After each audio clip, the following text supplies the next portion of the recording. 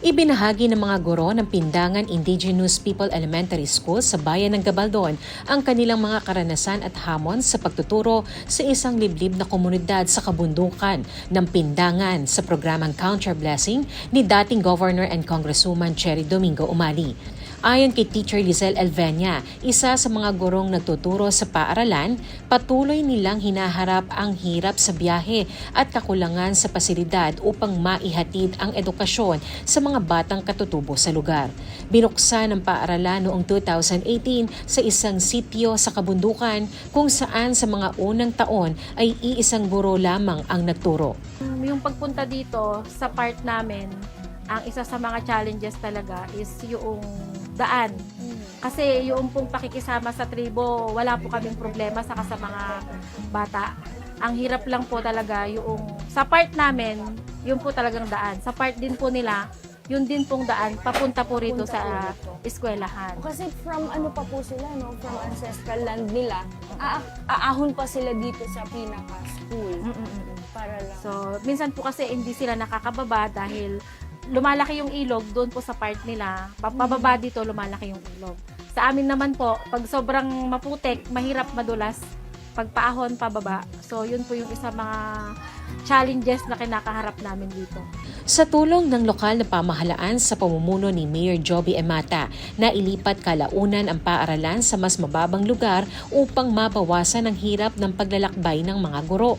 Bago ito mailipat, inaabot umano ng 4 hanggang 5 oras ang lakaran patungo sa eskwelahan.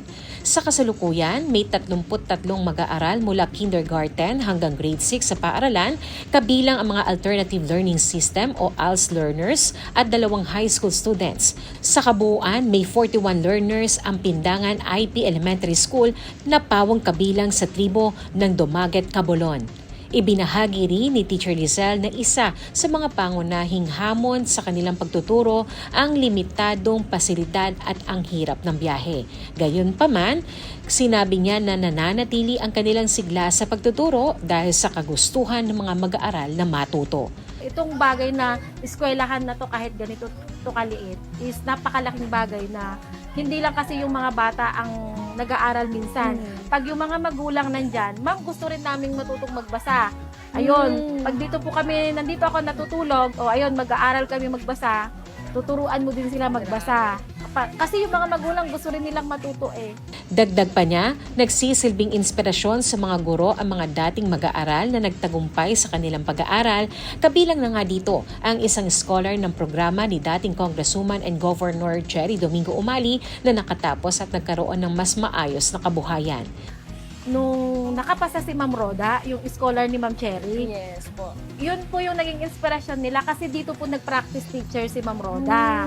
So, noong pong nakapasa si Ma'am Roda at nalaman nila na ang isang katutubo ay pwede rin palang maging isang professional, yun, mas lalo silang gusto nilang mag-aral, gusto rin naming maging ganito. Saka, yung mga teachers nila, inspirasyon nila, na ma'am, yung pag nakikita nilang maayos yung pananamit, tapos may nadadala yung mga teachers na para sa kanila, ma'am, gusto din namin na maranasan yung ganon.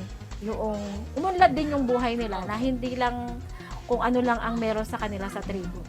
Bilang mensahe sa kanilang mga mag-aaral, hinikayat ni Teacher Lizelle ang mga learners na patuloy na mangarap at magsikap sa kabila ng mga hamon na kanilang kinakaharap.